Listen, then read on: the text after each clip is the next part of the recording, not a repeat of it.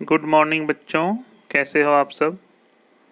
आशा करता हूँ आप अच्छे हो, अच्छी पढ़ाई लिखाई कर रहे हो, पूरे मन लगाकर आप अपने पढ़ाई पर ध्यान दे रहे हो। तो बच्चों, आज हम लोग आपकी जो कक्षा 7 की जो पुस्तक है पर्यावरण और हम, उस भूगोल पाठ्य पुस्तक से अध्याय 4 को हम लोग देखेंगे, वायुमंडल। इस चैप्टर को हम लोग देखेंगे। उसके बाद हम लोग अगले वीडियो में पिछले अध्याय के प्रश्नोत्तरी को भी करेंगे, इस अध्याय की प्रश्नोत्तरी को भी करेंगे। एक साथ प्रश्नोत्तरी हम लोग करेंगे। तो इस तरह से आज हम लोग भूगोल में वायुमंडल को देखेंगे। जैसा कि बच्चों नाम से ही आप जान रहे हैं, वायुमंडल, वायु मतलब हवा है ना, हवा तो आप जान ही रहे होंगे।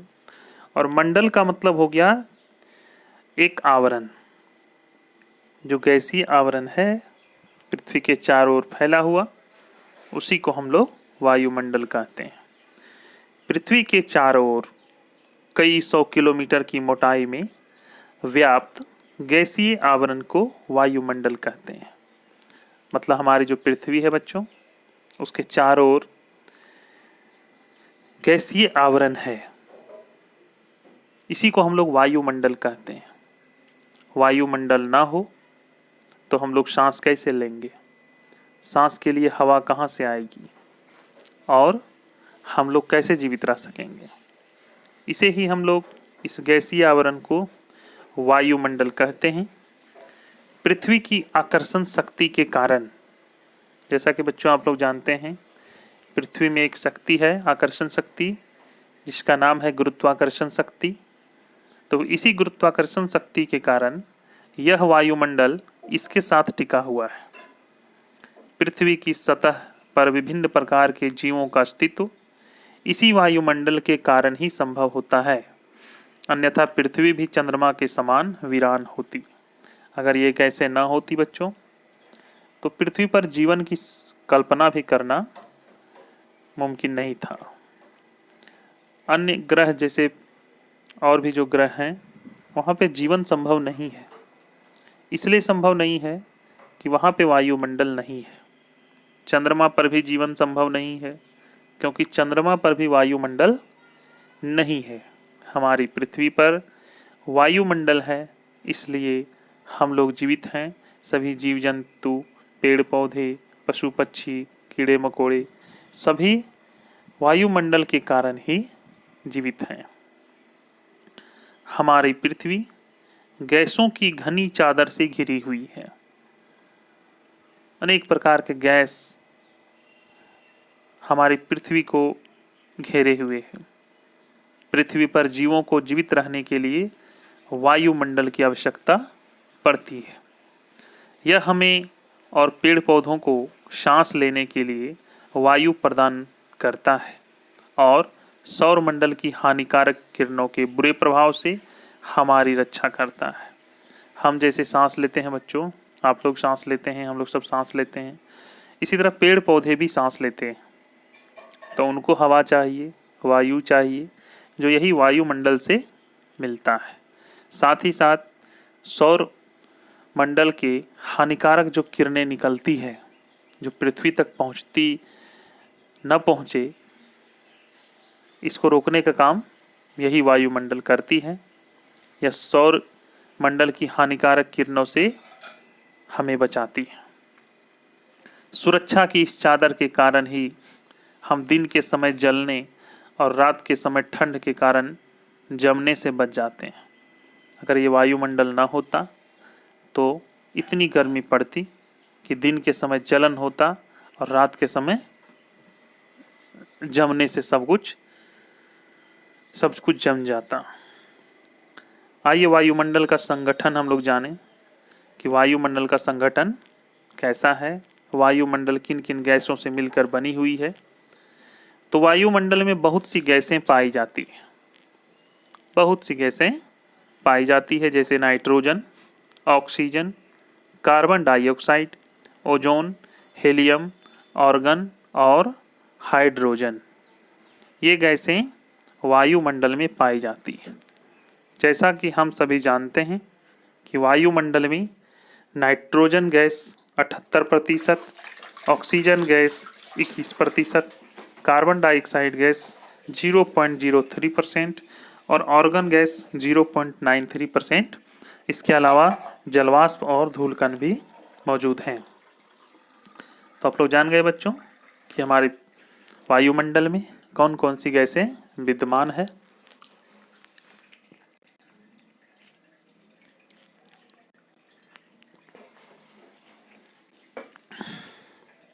वायुमंडल में मौजूद सभी प्रकार की गैसें हमारे लिए उपयोगी है। नाइट्रोजन गैस वायुमंडल में सबसे अधिक पाए जाने वाली गैस है। मतलब वायुमंडल में सबसे अधिक गैसों की मात्रा किसकी है?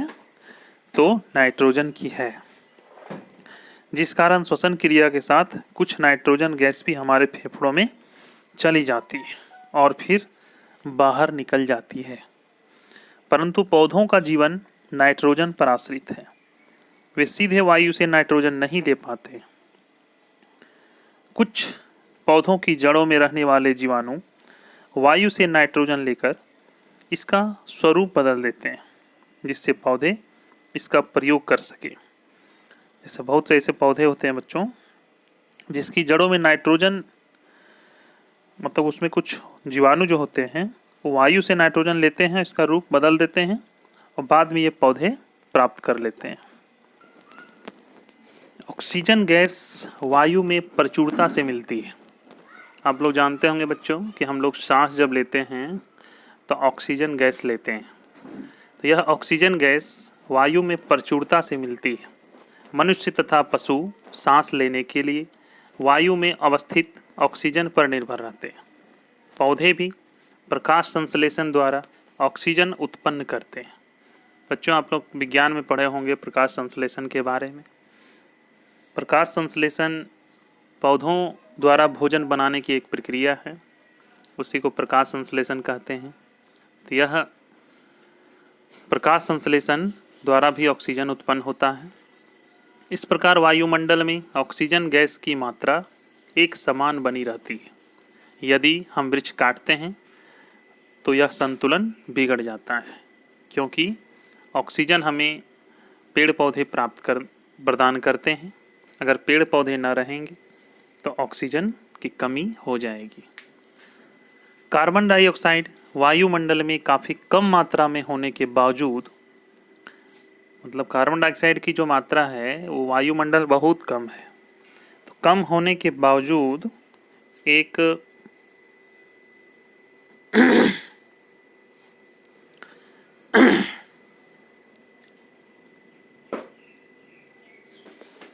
महत्वपूर्ण गैस है। कैसे महत्वपूर्ण गैस है बच्चों? हरे पादप यानी हरे पेड़ पौधे अपने भोजन के रूप में कार्बन डाइऑक्साइड का प्रयोग करते हैं और बदले में ऑक्सीजन गैस वापस देते हैं।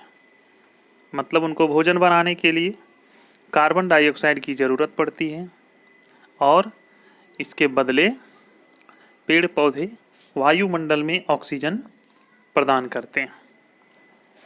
यह क्रिया प्रकाश संश्लेषण के रूप में होता है। मनुष्य और पशु श्वसन क्रिया के दौरान CO2 बाहर निकालते हैं। CO2 कहने का मतलब है कार्बन डाइऑक्साइड। मनुष्यों और पशुओं द्वारा बाहर छोड़ी गई CO2 गैस की मात्रा पौधों द्वारा प्रयोग की जाने वाली गैस के बराबर होती है, जिससे यह संतुलन बना रहता है। कहने का मतलब है कि हम सभी मनुष्य और जीव जंतु, पशु पक्षी कार्बन डाइऑक्साइड गैस सांस के रूप में छोड़ते हैं, जिसको पेड़ पौधे ग्रहण करते हैं और जब वे भोजन बनाते हैं, प्रकाश संश्लेषण की प्रक्रिया होती है तो कार्बन डाइऑक्साइड छोड़ते हैं, तो ऑक्सीजन छोड़ते हैं। तो इस तरह से एक संतुलन बना रहता है। लेकिन कोयला तथा खनिज तेल आदि ईंधनों के जलाने से यह संतुलन बिगड़ जाता है। जिससे वायुमंडल में CO2 की मात्रा बढ़ जाती है और इस CO2 की मात्रा बढ़ने से मौसम तथा जलवायु प्रभावित होता है। जब हम लोग घर में कोयला जलाते हैं, खनिज तेल जलाते हैं, ऐसे ईंधन जब जलाते हैं तो उससे कार्बन डाइऑक्साइड गैस निकलती है। तो इससे क्या होता है कि वायुमंडल में कार्बन डाइऑक्साइड की मात्रा अधिक हो जाती है, जिससे एक संतुलन बिगड़ जाता है। देखिए बगल में वायु का संगठन चित्र देख पा रहे हैं आप लोग। एक सबसे ज़्यादा आप कौन सा गैस देख रहे हैं? 78% नाइट्रोजन है, देख लीजिए, है ना। 3 हिस्सा से ज़्यादा नाइट्रोजन, 1% अन्य और 21% ऑक्सीजन है। जो हल्का येलो कलर से है उसको ऑक्सीजन देख रहे हैं आप मात्रा, और पर्पल कलर से थोड़ा ज़्यादा मात्रा में है तो वो 78% नाइट्रोजन दिखाया गया है, और 1% ब्लैक कलर से है, उसको हम लोग अन्य गैस को उस परसेंटेज में रखते हैं। कुछ जानने योग्य बातें बगल में देख लीजिए आप लोग। जब कल कारखानों और मोटर गाड़ी के धुएं से वायुमंडल में CO2 का स्तर बढ़ता है तब ग्रीन हाउस प्रभाव के द्वारा पृथ्वी का तापमान बढ़ता है। इसे भूमंडलीय तापन कहते हैं, जिसको हम लोग ग्लोबल वार्मिंग भी कह सकते हैं। पहले बच्चों हम आपको बुक से लाइन बाय लाइन समझा रहे हैं, उसके बाद इसके इम्पोर्टेंट पॉइंट को हम लोग लिखेंगे, उस समय भी आपको समझाया जाएगा। पहले आप अच्छे ढंग से सभी चीज़ों को समझ लें ताकि प्रश्नोत्तरी में हम लोग को परेशानी ना हो और आप प्रश्नोत्तरी अच्छे ढंग से कर पाएँ, ताकि परीक्षाओं में आप अच्छे ढंग से लिख पाएँ, मार्क्स प्राप्त कर सकें। जब आपका मूल्यांकन हो तो अच्छे ढंग से आप मूल्यांकन के सभी प्रश्नों को कर सकें। वायुमंडल की संरचना, देखिए वायुमंडल की संरचना कैसी है, क्या है, नहीं, हम लोग पढ़ेंगे। नीचे से ऊपर वायुमंडल को 5 परतों में विभाजित किया जा सकता है। कितने परतों में? 5 परतों में। पहला है क्षोभ मंडल, दूसरा है समताप मंडल, तीसरा है मध्य मंडल, चौथा है ताप मंडल और 5वां है बहिर्मंडल। ऐसे प्रश्न आते हैं परीक्षाओं में कि वायुमंडल की कितनी परतें हैं, तो 5 लिख दीजिए। क्षोभ मंडल, समताप मंडल, मध्य मंडल, ताप मंडल और बहिर्मंडल। ये पृथ्वी की सतह से आरंभ होकर ऊपर उठते जाते हैं। ये परतें लगभग 1600 किलोमीटर की ऊंचाई तक फैले हुए हैं। 1600 किलोमीटर की ऊंचाई तक हैं। आइए हम लोग क्षोभ मंडल के बारे में जानें, क्षोभ मंडल के बारे में जानकारी प्राप्त करें। इस मंडल को वायुमंडल की सबसे महत्वपूर्ण परत कहा जाता है। सबसे इम्पोर्टेंट लेयर, सबसे महत्वपूर्ण परत। यह 8 किलोमीटर से 18 किलोमीटर ऊंचाई तक स्थित है। 8 किलोमीटर से लेके 18 किलोमीटर की ऊंचाई तक ये मौजूद है मंडल। इसी मंडल में मौजूद वायु में हम सांस लेते हैं। मतलब समझ सकते हैं कि ये कितना इम्पोर्टेंट है, क्योंकि इसी मंडल में जो वायु मौजूद होती है उसी में हम सांस लेते हैं। धरातल से ऊपर जाने के क्रम में प्रति 1000 मीटर पर 6.5 डिग्री सेंटीग्रेड की दर से तापमान कम होता जाता है। इसे सामान्य ताप हास्य दर, normal lapse rate of temperature कहते हैं। मौसम की प्रायः सभी घटनाएं, जितने तरह की मौसम की घटनाएं होती, चाहे कोहरा हो, बादल हो, ओला हो, तुषार हो, आंधी तूफान हो, मेघ हो आदि, सब इसी भाग में घटित होती है। किस भाग में? क्षोभ मंडल में। क्षोभ मंडल के गर्म और शीतल होने का कार्य विकिरण, संचालन तथा संवहन द्वारा होता है। कोई भी वस्तु निश्चित तापमान पर अनेक प्रकार की ऊष्मा तरंगे प्रसारित करती है, जिसे विकिरण कहते हैं। देखिए एक पॉइंट आया है, बहुत अच्छा पॉइंट है, बहुत अच्छा प्रश्न है। विकिरण क्या है, तो आप जवाब देंगे इसका। कोई भी वस्तु निश्चित तापमान पर अनेक प्रकार की ऊष्मा तरंगे प्रसारित करती है, जिसे विकिरण कहते हैं। जबकि संचालन क्रिया के अंतर्गत एक अणु स्पर्श द्वारा दूसरे अणु को ऊष्मा प्रदान करता है या ग्रहण करता है। संचालन क्रिया के अंतर्गत एक अणु स्पर्श द्वारा दूसरे अणु को ऊष्मा प्रदान करता है या क्या करता है, ग्रहण करता है।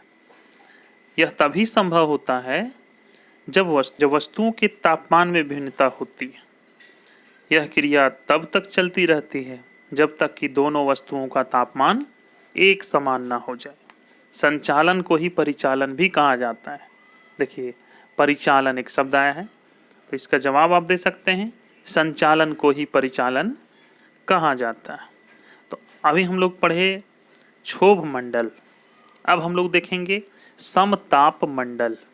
क्या देखेंगे, समताप मंडल। क्षोभ मंडल के ऊपर का भाग समताप मंडल कहलाता है। इसकी ऊंचाई 50 किलोमीटर तक है। क्षोभ मंडल के ऊपर का जो लेयर है वो समताप मंडल है और इसकी ऊंचाई जो होती है वो 50 किलोमीटर तक होती है। इस मंडल में मौसमी घटनाएं नहीं होती है। अभी हम लोग पढ़े कि जितनी तरह की मौसमी घटनाएं होती है वो सारे क्षोभ मंडल में ही होती है। समताप मंडल में मौसमी घटनाएं नहीं होती है। यह हवाई जहाज उड़ाने के लिए उत्तम माना गया है। हवाई जहाज जो उड़ता है ना, इसी मंडल में उड़ता है। यहाँ ओजोन गैस की परत होती है जो सूर्य से आने वाली पराबैंगनी किरणों व हानिकारक गैसों से हमारी रक्षा करती है। यहाँ तापमान लगभग एक समान होता है। बच्चों, सूर्य की जो किरणें होती है उसमें पराबैंगनी किरणें भी होती है। तो वो पराबैंगनी किरणें ओजोन परत पृथ्वी के वायुमंडल में ओजोन गैस की एक परत है।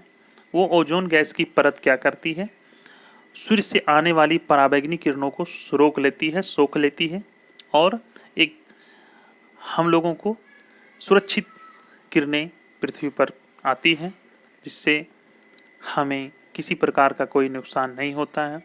तो वायुमंडल में ओजोन परत की भी बहुत भूमिका होती है। तो यह ओजोन जो गैस है वो क्या करती है, सूर्य से आने वाली पराबैंगनी किरणों को रोक लेती है, सोख लेती है और समताप मंडल में लगभग तापमान एक जैसा रहता है, उतार चढ़ाव नहीं होता है, लगभग समान ही होता है। देखिए, अब हम लोग मध्य मंडल को देखें। क्षोभ मंडल, समताप मंडल, अब है मध्य मंडल। यह मंडल समताप मंडल और ताप मंडल के बीच वाली परत है। यह लगभग 80 किलोमीटर तक की ऊंचाई तक फैली हुई है। सबका क्या करें बच्चों, आप लिख लें कॉपी में, चार्ट बना लें। क्षोभ मंडल कहाँ से कहाँ तक, समताप मंडल कहाँ से कहाँ तक, मध्य मंडल कहाँ से कहाँ तक, ऐसे लिख लेंगे तो अच्छा रहेगा। अंतरिक्ष से आने वाले उल्कापिंड इस परत में जल जाते हैं। कभी कभार आप लोग देखते होंगे उल्कापिंड गिरते हुए। तो अंतरिक्ष से जो उल्कापिंड आते हैं वो इस परत में आते ही घर्षण के कारण जल जाते हैं। यह मंडल काफ़ी ठंडा होता है। जैसे जैसे ऊपर की ओर जाते हैं तापमान गिरता चला जाता है। क्या होता है, गिरता चला जाता है। तापमंडल, इस वायुमंडल की मुख्य विशेषता है कि इसमें ऊंचाई के साथ साथ तापमान भी अत्यधिक तीव्रता से बढ़ता है। तापमंडल में, जैसे कि नाम से ही आप जान रहे हैं, तापमंडल। आयन मंडल इस परत का एक मुख्य भाग है। आयन मंडल धरातल से 80 से 640